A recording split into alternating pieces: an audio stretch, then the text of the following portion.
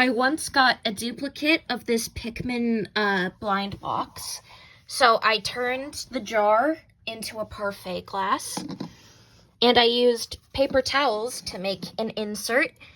This has clay fruit and silicone frosting for a pudding parfait.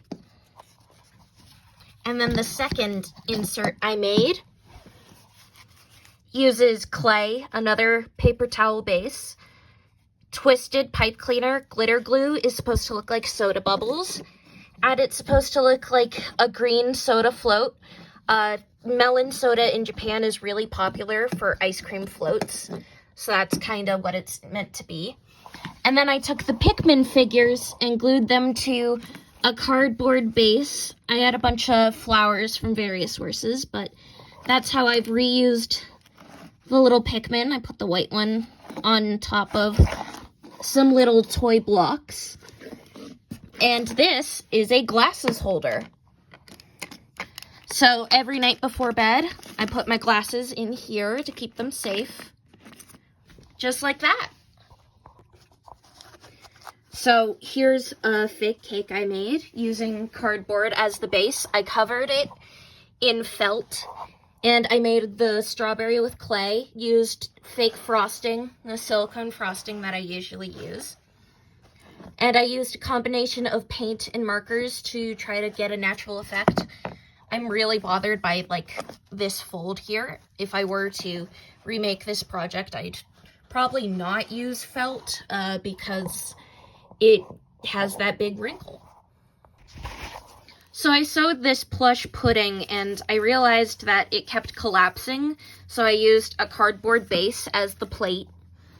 I used the silicone frosting, fake frosting that I love so much. This is actually a bit of a toothpick that I used for the cherry stem, and then a little bead used for the cherry. But you can kind of squish that down. That's the pudding. So there's actually a wooden ball and a cardboard cone here for to keep the head solid as the head base. And then a plush is sewn around it with pipe cleaners in the arms, legs, and tail to sort of make them posable, but give them structure as well. I used marker for the rainbow gradient and a little bow tie here made with ribbon. There it is. I have a lot of this blue color felt, so I made this little dolphin. I painted the tummy white because I didn't want to use up white felt, and painted the little eyes on. That's a bit of felt from another thing on there that's stuck to that. It was really good practice for this blanket stitch, doing this dolphin, so I'm glad that I decided to do it, even though it's kind of random. The paint from the bun has kind of smeared onto the burger project, but I used, like, so much yellow paint. The cheese slice is entirely yellow acrylic paint, and then that's the patty. And then I painted lettuce veins and did a gathering stitch to make the lettuce. Here is the top bun. Let's see if I can find the bottom bun as well.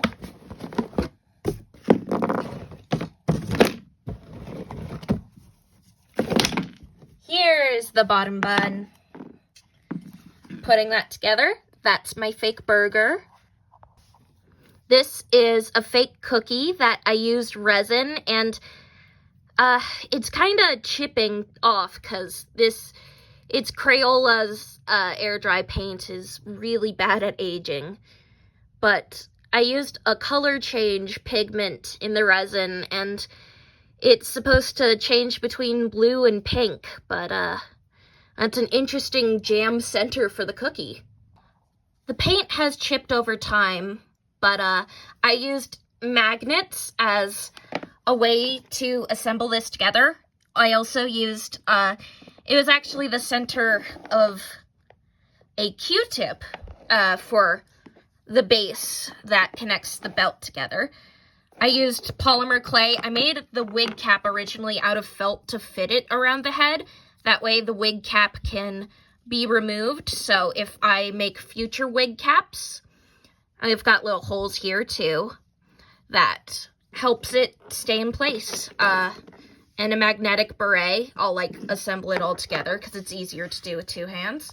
I have reassembled her. She's got details like a paw print on her beret, striped on shirt, a little belt with a belt buckle. Again, the paint is chipped, so she's not in the best condition anymore. That's a shame that a lot of my projects, I used cheap material, and over the course of a year, because I made her in like May, and it's December right now, a lot of this stuff is damaged. I just used a paper strap that snapped on her purse, but I did the Eiffel Tower and a city background because this doll was known as the Paris Poodle.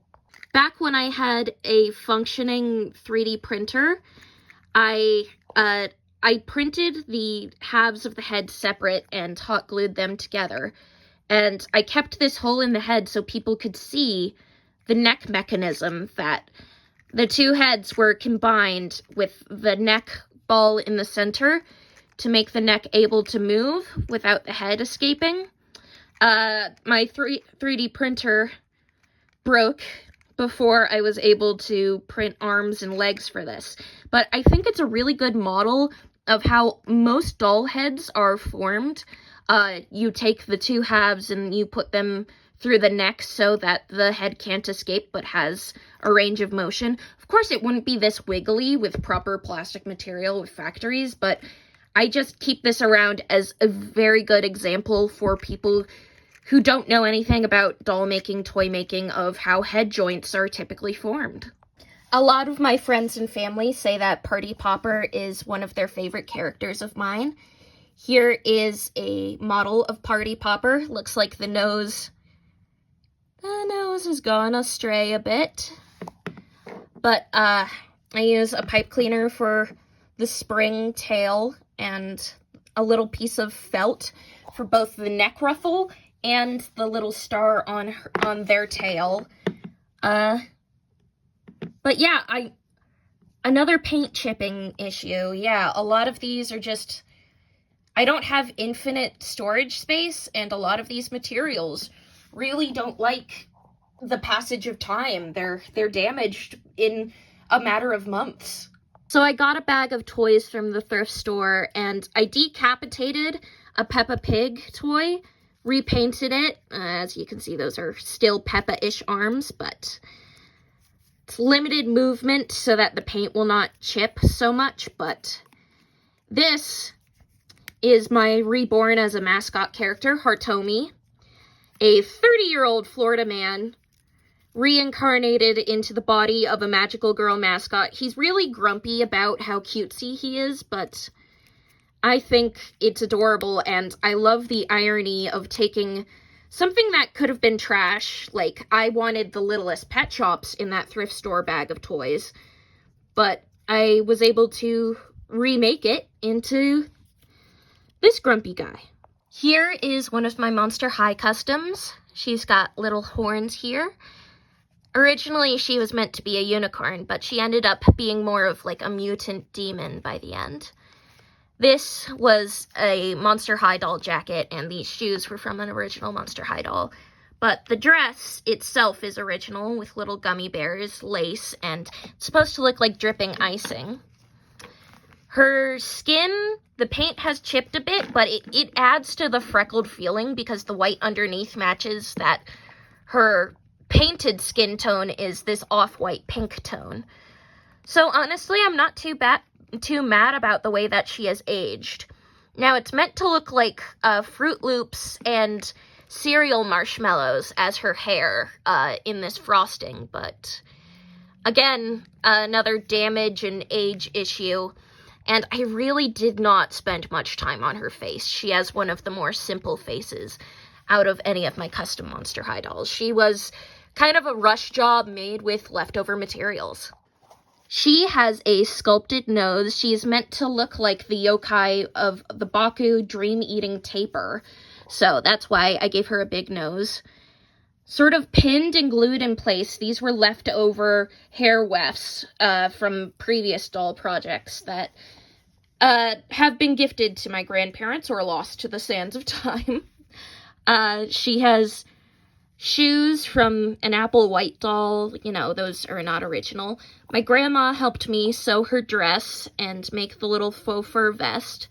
She's got little Monster High doll jewelry and tufts of fur on her arms and legs. But, her hands especially show the chipped paint. She is another victim of the sands of time. Now, I got an Etsy shop, I believe it was Honk Couture, who made this dress. It's a lovely dress. The little faux fur, and I believe this was originally a bracelet that I have repurposed as a choker necklace. Little boots and sock. The sock was from the same Monster High doll clothing Etsy shop. But this was supposed to be a monster under the bed. Now, this is the original hair that it was a Rochelle Goyle Monster High doll.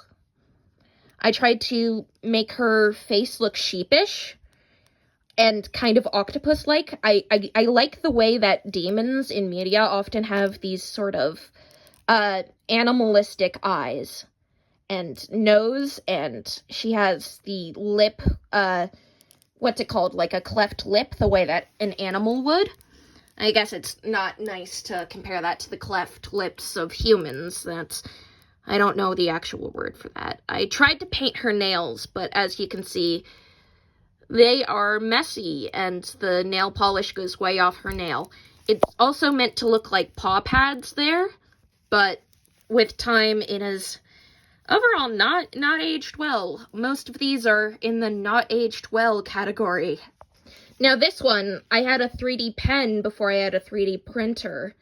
And before that, smoked out and became dangerous to use. Don't use electronics that make smoke, folks. I used a combination of stuffed animal eyes that my mom got from a craft store going out of business. And a very simple face, another one that I did not spend much time on. Most of my cartoon faces I did as a rush job many years ago. This was probably 2020 or even before that I made her. A lot of these Monster High dolls that I still have around are aged with time, because I gave the more recent years ones as gifts, because I do not have the storage to keep everything I make, so I give it as gifts to my loved ones. I love these rat shoes that came with the Shriek Wrecked line, and I believe this was like a ballet class of Generation 2 Monster High dolls, that these bioreactive symbols inspired me to go for another Decora Japanese fashion, like, mutated look. It's supposed to kind of look like gumballs, these little foam beads on her dress. But she was an experiment, and she really shows how my art has evolved. One of my most recently finished projects is this fish head doll, who I started last year in 2024 and finished this year, 2025, because I just did not know what I wanted to do for her outfit. But one day, I saw this sort of skirt bodice piece, and I thought, I'm gonna glue seashells to that. Oh, one of her fins has already fallen off. But she has little starfish heels with the coral texture on the heel. I love Monster High, for real. I glued a bit of spare keychain bit between the necklace and the skirt piece. This was part of a high heel shoe that fell off that I turned into a little arm decoration. This was a bracelet normally. And I tried to incorporate some of this coral tone with her inner mouth, her eyes, her fingernails, and the starfish on her feet. I tried to sort of keep a consistent color pattern on her. This is my doll of Damien Damselfly. He has a faux fur wig, which is quite messy. a little crown, which I actually made out of those little paper metal fixers, and a bead. Bit of keychain there, a gold painted button to make himself a little handsome capelet with the dragonfly symbol, or damselfly symbol, I should say. A belt. I used an old sock that got holes in it and some lace to make the pants. These were, I believe it was Creatable World dolls that these boots came from, but I repainted them with the damselfly symbol. A little necktie, a little neckerchief there. Got golden nails. He's supposed to have the symbol in his eyes as well. The dragonfly wings for ears. Very handsome, very good. Now, over time, I have decided that this character has a sort of gender situation going on where Vera Girl Prince, she trans woman-ish, sort of non-binary-ish. If you get it, you get it, but it's supposed to be OG fashion, which is like the male equivalent of EGL fashion. It's very dangerous to say the L word now, laugh out loud Ida, because a lot of social media has automatically assumed that it's referring to the creepy book about an age gap. No, it is a Japanese fashion that has existed for a long time, and actually hates the age gap creepy men, so, yeah, that's that. So these doll parts were originally 3D printed. I used wire, to put the joints together, and some wooden dowels to hold some joints together as well. The socks are permanently painted on, because I cannot make socks that little. I just don't have that sewing level. Hair wefts bought online. I tried to use a straw curling method with help of my mother. Her ears are pierced as well. This is Beetletrice. She is a beetle doll in that style of fashion that I am not allowed to say because of internet censorship. I love the world we live in. EGL fashion is what people are calling it now, thanks to censorship. We've got green and blue eyeshadow, little stars. She's based off of Japanese beetles, and her outfit is separate. I'll put her outfit together, and let's see how that is held up. Here's her outfit put together. You can kind of see glue stains from age. But I was really proud of this dress when I first made it. A lot of beads are missing there. And the shoes come on and off really nice. These gems were supposed to be the same as the gems here, here, and here. But I did not have enough, and it was not worth buying more gems just to put on the shoes. So I had replacements. And her joints are meant to be visible because she is like an insectoid creature. Like, at first I was calling them fairies, but they're definitely not fairies. They're much more like insectoid aliens, so to speak. But that is Beetletrice put together. As you can see, she has a beetle patterned dress. Originally, she had earrings and beetle hair clips, but again, those broke apart. So this is what she looks like here, wrapping up 2025. Here is Monique Milkweed. She is based off of a monarch butterfly, chipped paint issue there. But she was another 3D printed doll, same process as Beetletrice. The heads were both done with clay because I could not 3D model that level of detail, and her ear has broken off. So here is her second ear, but they are meant to look like monarch butterfly wings. She has a headband, which has had to be permanently glued on. And her hair was supposed to create sort of an ombre from light blonde in the very back to sort of a red undertone behind her head. But, get a good look at her face. I am much happier with the way her face turned out compared to Beetletrice, because I completed the Monique doll after Beetletrice, and right before my 3D printer went out of operation. Monique's body really did not like having the clothing put on it. She's made of more flimsy material than Beetletrice was. Anyway, I wish I had access to, like, custom textiles, because it would be a butterfly pattern on her shirt here, but it's meant to look like Y2K fashion. This would ideally be, like, a brown denim that's supposed to look like butterfly wing segments. We have a butterfly-shaped belt, have little monarch butterfly white spots here and on her shoes. Again, supposed to look like wing segments in the back heel.